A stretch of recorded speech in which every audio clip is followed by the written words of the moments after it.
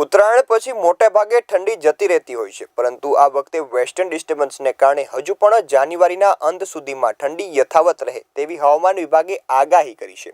ત્યારે માનવ જીવ ઠંડીથી બચવા માટે સ્વેટર, શાલ, ટોપી વગેરે દ્વારા રક્ષણ મેળવી શકે છે, પરંતુ અબોલા જીવની હાલત ખૂબ જ દયનીય હોય છે, જેને લઈ ગાંધીનગર ગીર ફાઉન્ડેશન દ્વારા સંચાલિત ઇન્દ્રોડા પાર્કમાં અબોલા જીવ પ્રાણીઓ અને પક્ષીઓ માટે ખાસ વ્યવસ્થા કરવામાં આવી છે। ઇન્દ્રોડા પાર્કમાં વાઘ, સિંહ, દીપડો, ચિત્તો, હરણ, પક્ષીઓ, સાપ સહિતના જીવો રાખવામાં આવે છે।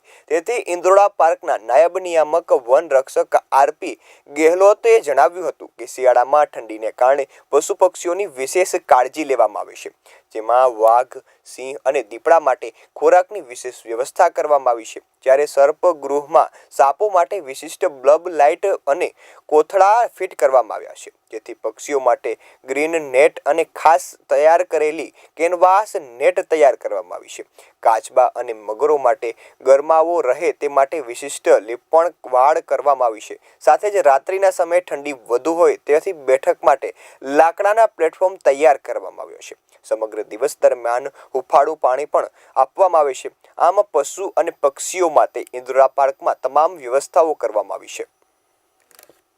હાલમાં ઠંડીની ઋતુ જે છે ચાલી રહી છે અને ઠંડીનું પ્રમાણ જે છે એ પણ વધ્યું છે। તેને ધ્યાને લઈને પ્રાણીઓને ઠંડીથી રક્ષણ મળી રહે તે માટે અમે જરૂરી વ્યવસ્થાઓ જે છે ઊભી કરી છે, જેમાં પ્રાણીઓની જરૂરિયાતને ધ્યાને લઈને વ્યવસ્થાઓ કરવામાં આવેલી છે। આપણે જે વાઘ, દીપડો અને સિંહ જે છે એના ખોરાકમાં વધારો કરેલો છે, તેમજ રાત્રિના સમયે તેઓ આરામ કરી શકે તે માટે લાકડાના બેઠકો જે છે બનાવવામાં આવેલા છે અને આ લાકડાની બેઠકોને રાખવામાં આવેલી છે અને પ્રાણીઓ જે છે લાકડાની બેઠક પર બેસીને આરામ કરે છે, જેથી કરીને તેમને જે જમીનમાંથી જે ઠંડી આવે છે તેમાંથી રક્ષણ મળી રહે છે।